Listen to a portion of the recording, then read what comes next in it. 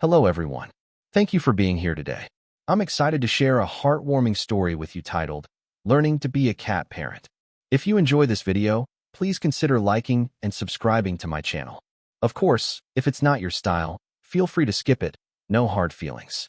Now, let's begin the story. When I first brought my cat home, I thought it would be easy. After all, cats are supposed to be independent, right? I had this silly idea that I could just give it a bowl of rice or maybe some leftover chicken and it would purr happily for the rest of its life. But oh, how wrong I was. My little furry roommate gave me the most dramatic, "Are you kidding me?" face every time I try to serve something not up to its royal standards. I quickly realized that being a cat parent wasn't just about giving cuddles and letting the cat nap on my pillow.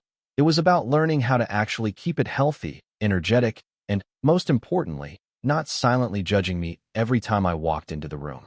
At the beginning, I had no clue what I was doing, and my cat looked at me like I was the worst personal assistant it had ever hired. Since my cat clearly wasn't about to hand me a manual, I turned to the only source of wisdom I could trust, the internet. I started typing desperate questions into the search bar like, what should I feed my cat so it doesn't hate me? Or, why does my cat look at me like it's planning world domination? Thankfully, the internet didn't laugh at me, unlike my cat. I discovered a whole world of cat food options, grain-free dry food, wet food in tiny cans that look fancier than my own dinner, and even treats with salmon, chicken, or cheese. Slowly, I built up a collection of snacks that my cat would actually approve of. I also learned some very important rules, like never feed your cat chocolate. Oops, almost made that mistake. And don't assume cats can live on milk like in cartoons. Alongside food advice, I stumbled into articles about toys, scratching posts, and even mental stimulation for cats. Apparently, my cat wasn't just a cute potato with whiskers. It needed exercise, fun, and a bit of variety in life. Who knew cats were such sophisticated little beings? I began to feel like I was not just a pet owner, but more like a personal chef, an entertainer, and a part-time doctor for this demanding fluffball. Once I had the food situation under control, I decided to take things to the next level. Every now and then, I would bundle my cat up and take it to the vet for regular checkups. At first, my cat absolutely hated this plan. It glared at me from inside the carrier like I had betrayed our sacred friendship. But I knew it was important. The vet reassured me that routine checkups would help prevent problems before they became serious. Soon, I noticed the difference.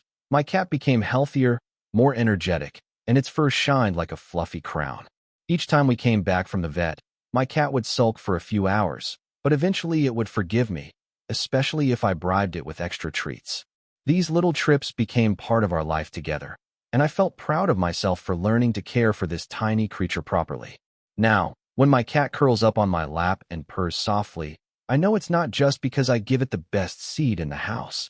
It's because it feels safe, loved, and healthy.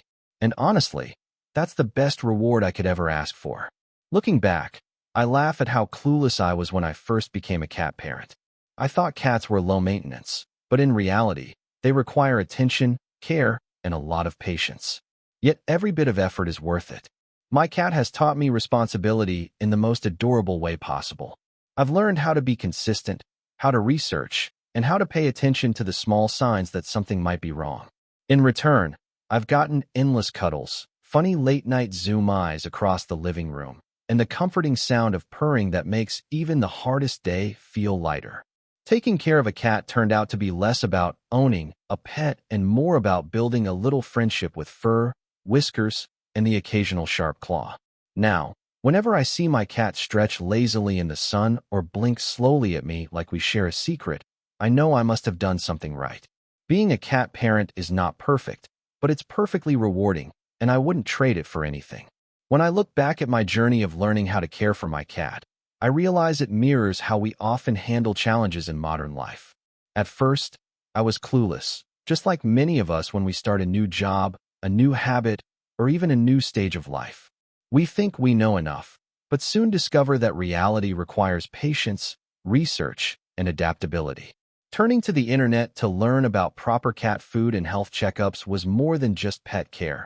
It was a lesson in seeking reliable information and being open to learning from others' experiences. In today's world, where everything changes quickly, from technology to lifestyle demands, the ability to research, adjust, and improve is essential.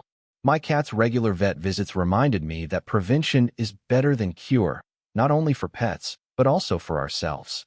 Investing in health, both physical and mental, saves us from greater problems later. Finally, my cat's slow blinks and peaceful purring taught me the value of small joys.